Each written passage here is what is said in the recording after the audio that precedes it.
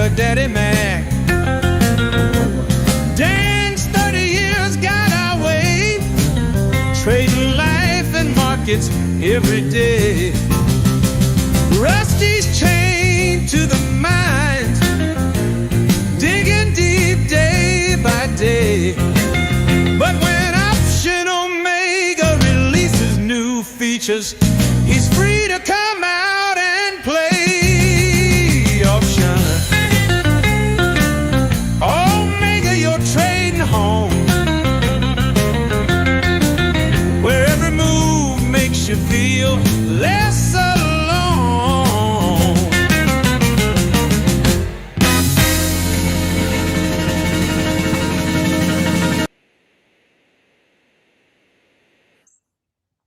Good morning, everybody.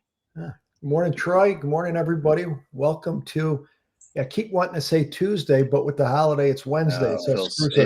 It feels weird for sure. Yeah.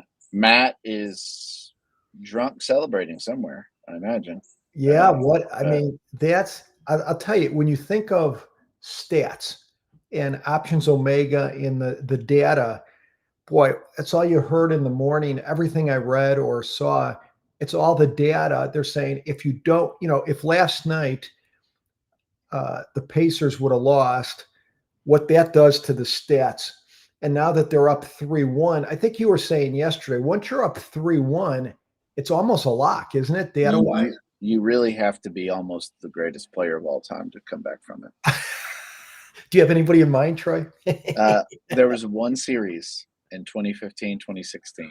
Wow, you remember? Okay. Yeah, a team down 3-1, and to the greatest regular season team of all time.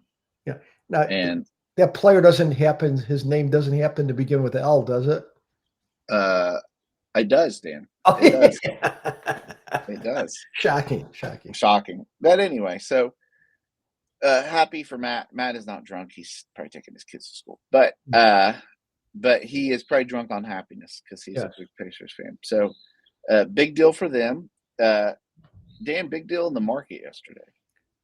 Yes. I mean, it was one of those, we talk a lot about, a lot of times if the market goes in one direction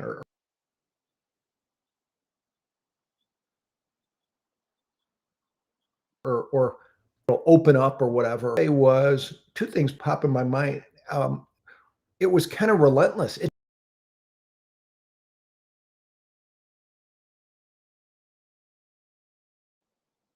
Can you guys hear me? Didn't really back off.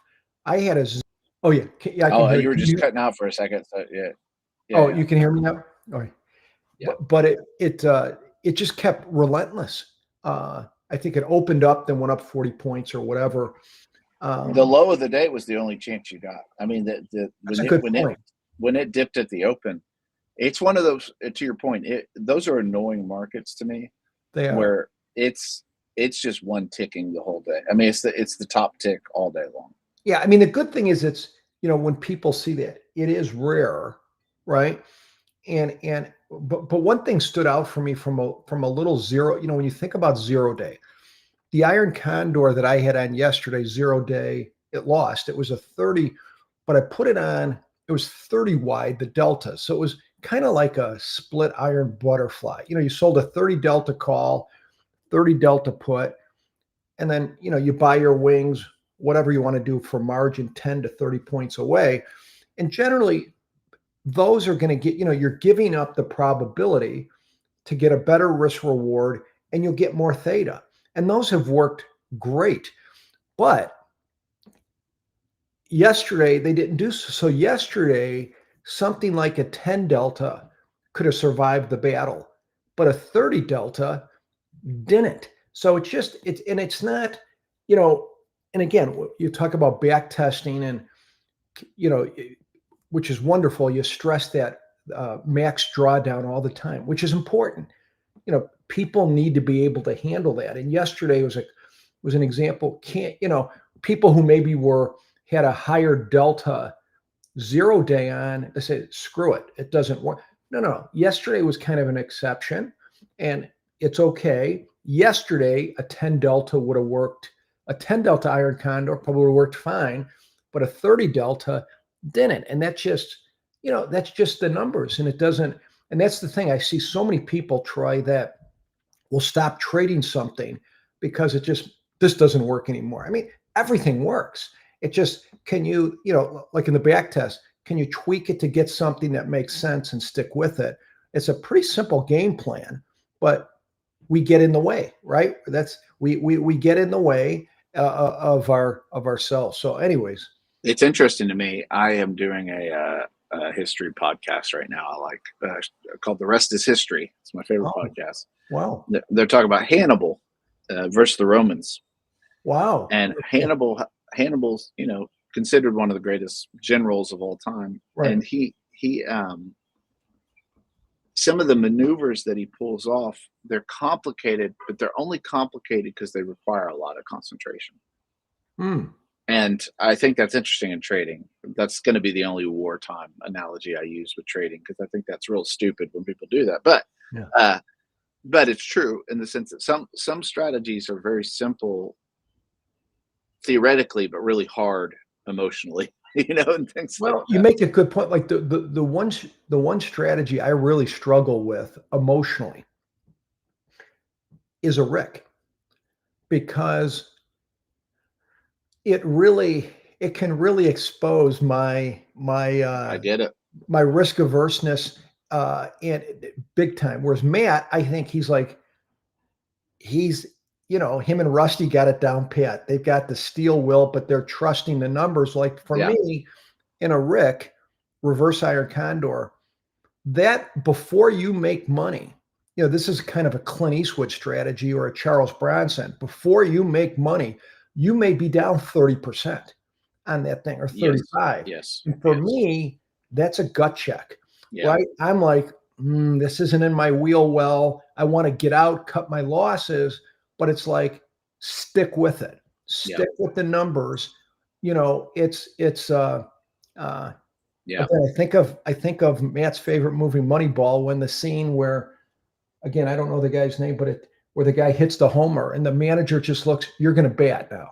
That's right. In this situation, you're coming in left-handed batter, you're going to do it, and he jacks one. And it's just like, and that's the thing I've seen in the community. That's one trade I love. It's pretty clear. Like if you have a double calendar or iron con or whatever it is in the communities or of traders, you're all kind of adjusting. You see where it gets in trouble. But with the reverse iron condor, it's like you'll see the weak hands, especially if you don't have a mechanized plan. It'll be like, I got out at 20% loss. And then you'll see the cool hand Luke guy. You know what? I hung in there and I made it 60%. And then you just feel like going out in the backyard and screaming. So it's one of those strategies that I really like it for a positive gamma strategy, the reverse iron condor. But that's where I think that's the only way I would consistently trade it, because you got to go with the numbers, because you're on an emotional roller coaster on those things. For sure. Anyway, well, no, I didn't mean to do a Dr. Phil confession. A counseling session. Yeah. Well, no, that's perfect, because I have a counseling session as well coming up here. Because guys, listen, I consider myself pretty good at backtesting. Not as good as some of you guys. Yeah. But I consider myself pretty good at backtesting. I'm going to be honest real quick. This is the small account challenge. Oh yeah. And this could be there could be something happening emotionally to me, because like Dan's emotional weakness is the Rick. I'm emotionally weak. I'm like a little 3-year-old child emotionally. With both, Ricks scare me, but premium selling in general scares me. And I have to know that, and I have to go into that and fight that. But I will say this. We've been in the small account challenge. I back tested for probably 6 hours yesterday. Wow.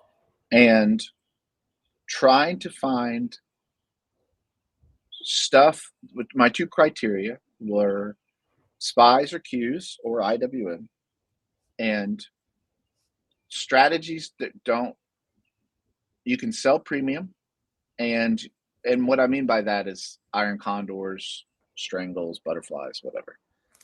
And you are not going to get pattern day traded, ruled, PDT'd. So it's not a 0 day. You're not even going to close it the same day.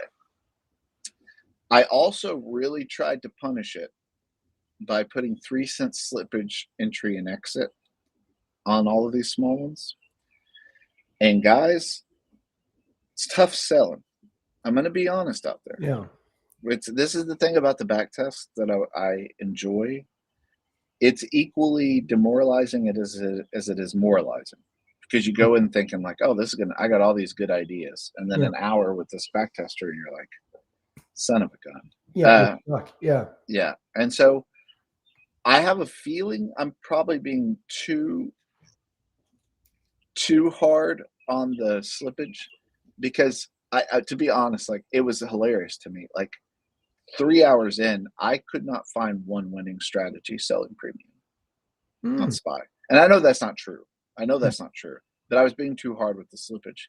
But you don't go down in slippage just because it's easy. So I stayed that. But then I went back and I looked, and I was like, what are you doing, Troy? So I did find one. And again, just a caveat, SJ, this is not, don't start trading this. Yeah. This is just an idea. Okay. So here's my idea. Can you see this, Dan? Yeah. Okay. So here's the idea. We're going back to our orbs, our open and range breakout theory. Oh. Okay. And I don't want to open and close this the same day. I don't want to get pattern day traded. And so what we're going to do is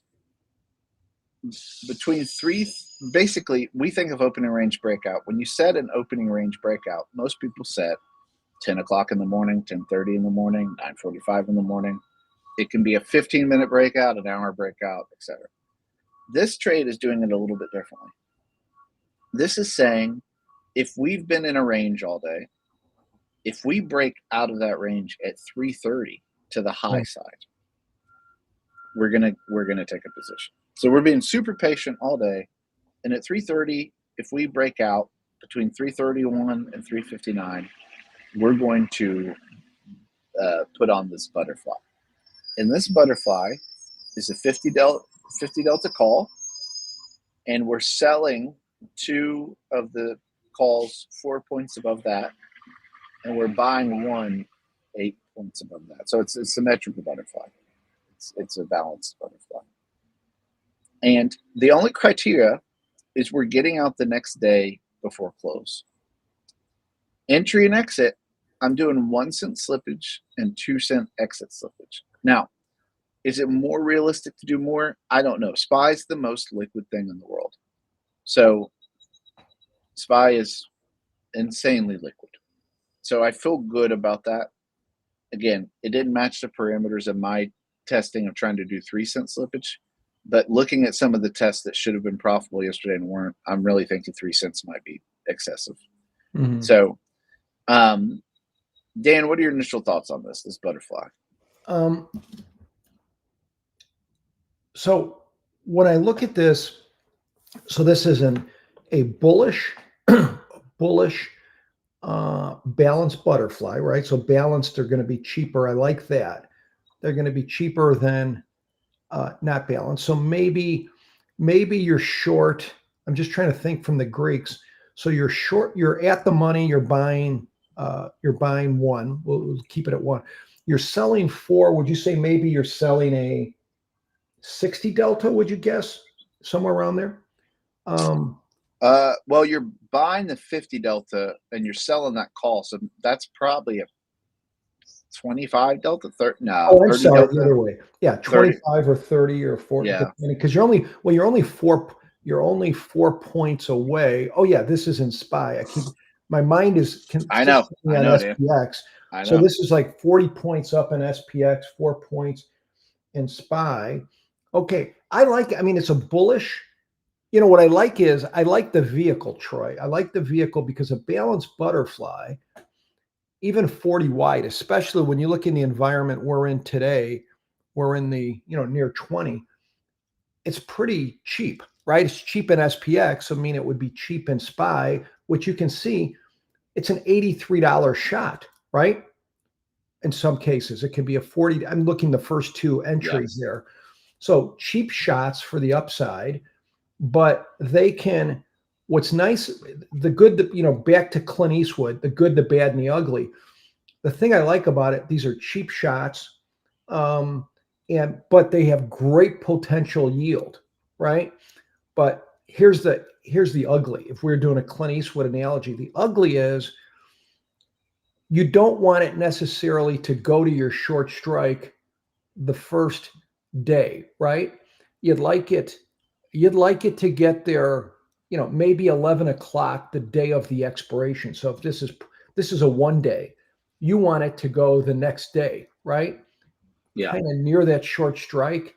Then it can get interesting, because if it goes to the short strike, I mean, you're going to make more potential yield than a broken wing butterfly, than a vertical debit spread, than a long call.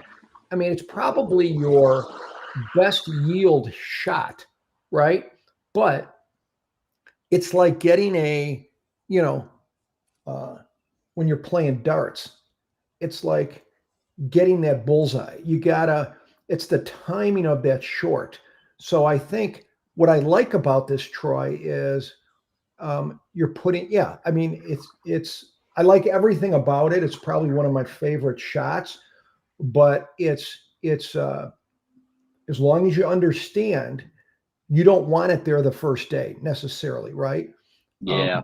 And you're not, because the thing is, if you look at, they don't have it here, but the Greeks, you're not leaning like a vertical debit spread or a broken wing butterfly to the upside. You can kind of jury rig it where you're longer deltas. These aren't going to be much long deltas, but they absolutely explode if you're near the short strike. Yeah, really what you want, I think, is basically to remain unchanged as soon as you put this on. Oh, absolutely. And then it run up 40 points in SPX the next day and sit there. That's kind of what you want. That's the good. Well, and the thing is, but you have to, I think, from the back testing, we'll see the results here, but it's like, these are ones where patience, I'd like to see some of these like big profit days where you where it kind of closed somewhere near the short strike. And so people could see, I'm guessing like, it should be, unless there's an early exit, you can make 300% on these things. Well, yeah, that one. Or which one are you looking at, Troy? Sorry, I just realized I was muted the whole time. The top one there, that April 24th. Jeez, look at that one. Yeah, so that's kind of how you want to play these things. Oh my goodness. That's the angle for you that. You pay 83 and you sell it for 327 the next day. That's like 400%, right? Yeah. And I mean, I think this is the reason I like these versus premium, especially on these small accounts, is say you're selling a premium, selling a put credit spread. Yeah. Well, unless you're like literally 50 delta. Yeah, that's right, Stephen. This is not a everyday trade. This is only going to happen if you break out a range to the upside after 3:30. There's plenty of days we don't do that. So I'm taking this approach because one of the things I was looking at yesterday is, let's say you sell a put credit spread in SPY or Qs. Yeah. And you're collecting $1. You're collecting $1 each time. Yeah. And that's like at a 25 delta with like 2 or 3 days out. Yeah. You're not getting much premium, especially if you have a long strike underneath it. Yeah. Well, you're really, depending on how you're setting it up, risking 3 probably to make 1. Right. So you have to win a lot. Well, once slippage comes in with some of these small things, it really makes it difficult. Yeah. And so, again, I'm going to play around to see what slippage is realistic. But here's the thing, guys, this is a chance for you guys to be heroes. This is a chance for you to be Hannibal, and bring in your elephants over the Alps. Oh yeah, he's the guy with the elephants. I forgot That's about right. him. That's right. And so, I mean, play around with it. This idea is just one idea of many. But the reason I'm doing this idea is because it's a little strategic. You're not running it all the time. And I would rather do, personally speaking, I would rather do 15 of these type of trades, especially when you can automate it, than trying to do a set it and forget it strategy across all markets. Well, yeah. And Troy, take your Thursday, April 24th trade. I mean, this is a straight, at least the way you have it here, says win percentage 47.2.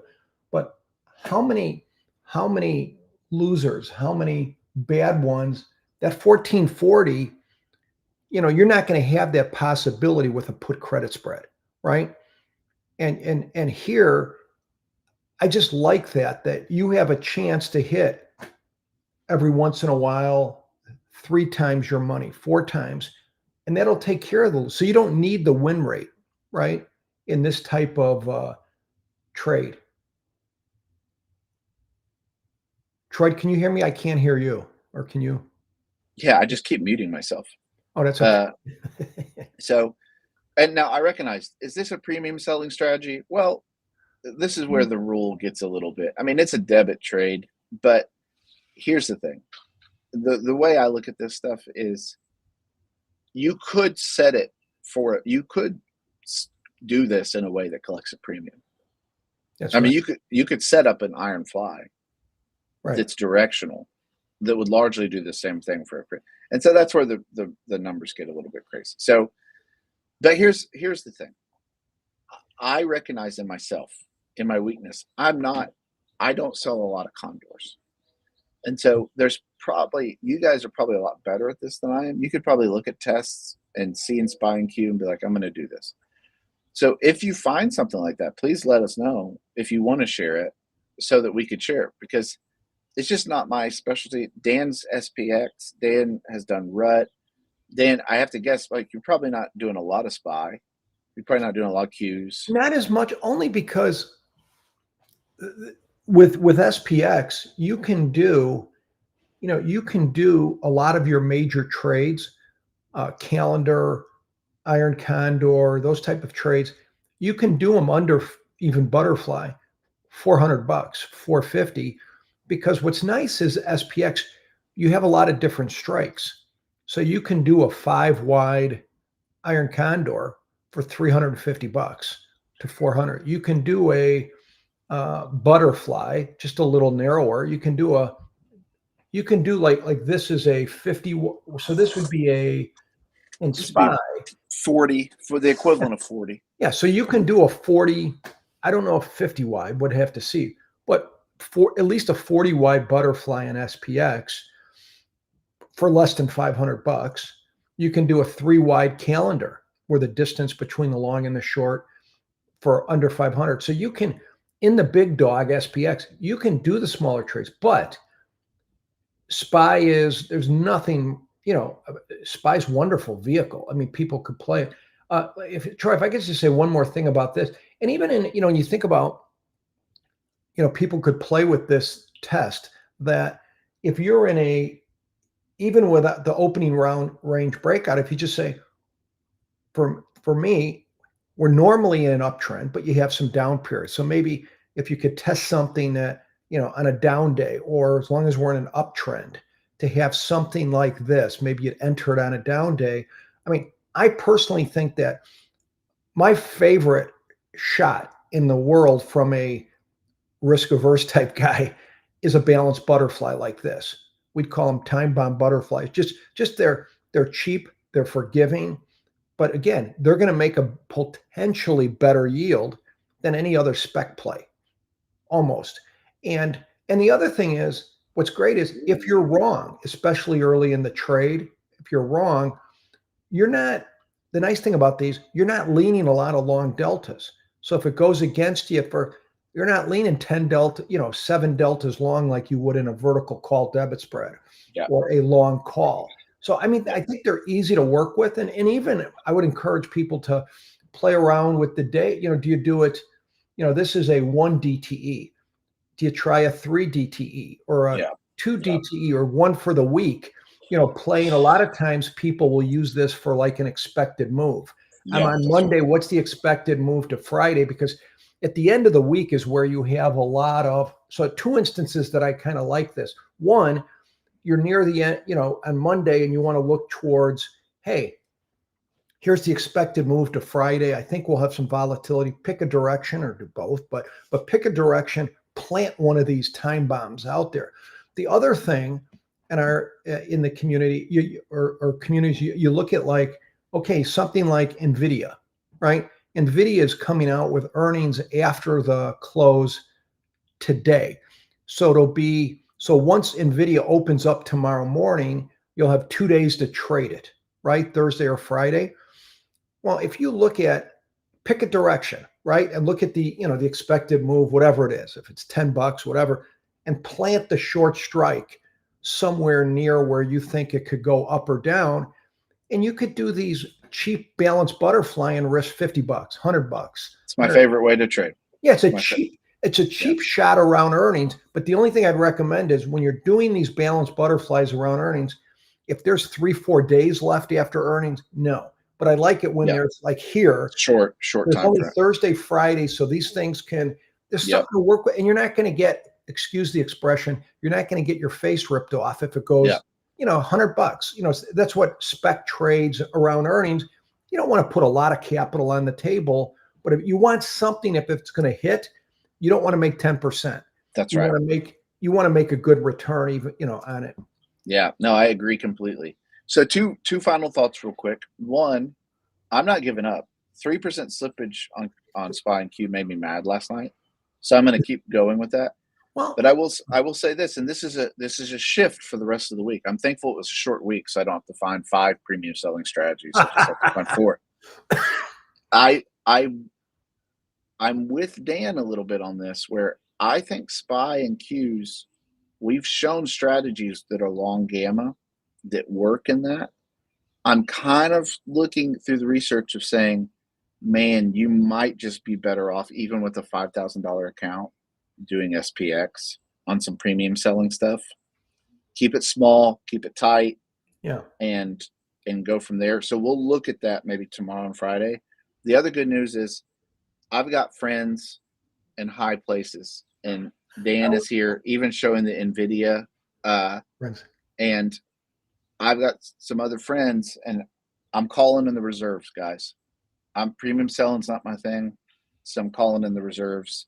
I'll let you know about that, but we've got some help coming with this to finish off the week strong. So, all right, we're excited about that. But anyway, guys, don't get your face ripped off. Yeah, don't do that today.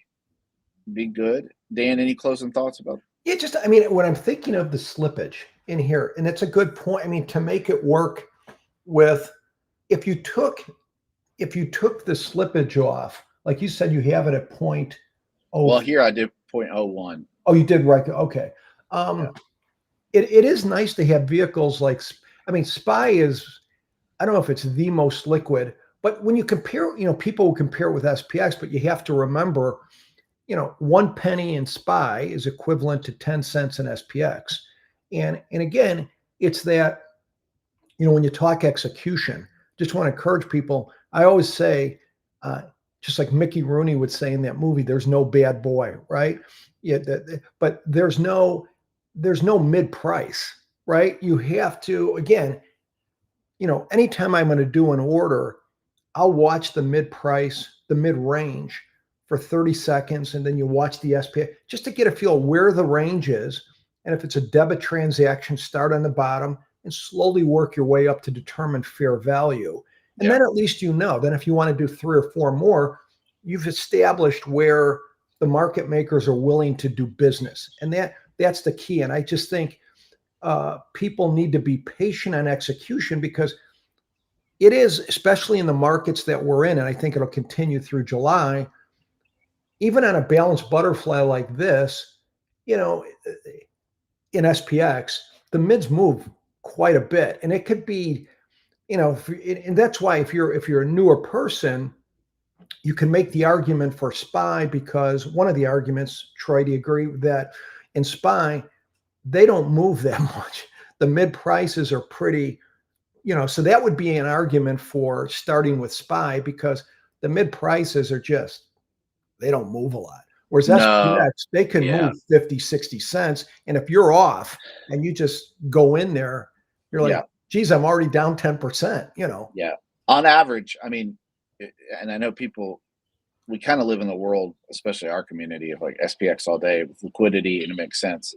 But SPY is 3 or 4 times as much volume as SPX. I mean, it's by far the largest traded symbol in the world. And so, in fact, it's unfair in some ways to compare anything else to SPY, because it's so. Anyway, I think I might have been too hard on it, but one way or another, we're going to solve it, and we're going to get to the bottom of this. I think it's a good. I think sometimes you're planting the seeds, and I think to me, I think one of the best exercises folk could do is they're learning trading, or they're experienced traders looking at trades. I love, when people bring up trades and you're just looking at it, and even my trade, bring it up because it triggers an idea. Why did I do, most of the time, a lot of the ideas are triggered on your trades when you lose money, because when you make money, there's not a lot of post-mortem, right? That's right. You made money. It did what I thought it was going to do. You go to Applebee's like any other win. Yeah, you go to Applebee's like any other day. But post-mortem, when you lose on a trade, for me on that 30 Delta Iron Condor, I'm already thinking, yes, it's not, in that case, a 10 Delta would have worked better. So it's not, it's not better a 30 Delta, Iron Condor because you're getting a better risk reward versus a bad risk reward and better probabilities of a 10 Delta Iron Condor. So anyways, it's like, you read these stories of the olden days. It's like Pa came home with an extra bushel of corn so they get to make popcorn. I came home last week, had a good week trading. My son says, hey, we're going straight to Pigeon Forge to get our ATV fixed. So I gotta load the trailer up, guys. I gotta run to Pigeon Forge. Troy, it's the modern version of Little House on the Prairie. It's just it's Little House on the Prairie 2025 in Tennessee with Troy. And it really is. I mean, this is the beauty of automated trading, is I can just be in Pigeon Forge at the ATV repair shop while trading. Right. So anyway, can you get a picture of that next time for the show? Oh, for sure. Yeah. I'll be there hopefully in an hour and a half. Now, here's the secret. I hate driving trailers. I'm a nerd. Yeah. And it scares the crap out of me. So, we'll go slow. My son is a little Morgan Wallen fan, so he knows how to drive everything. So anyway, all right. On that note, guys, listen, have a great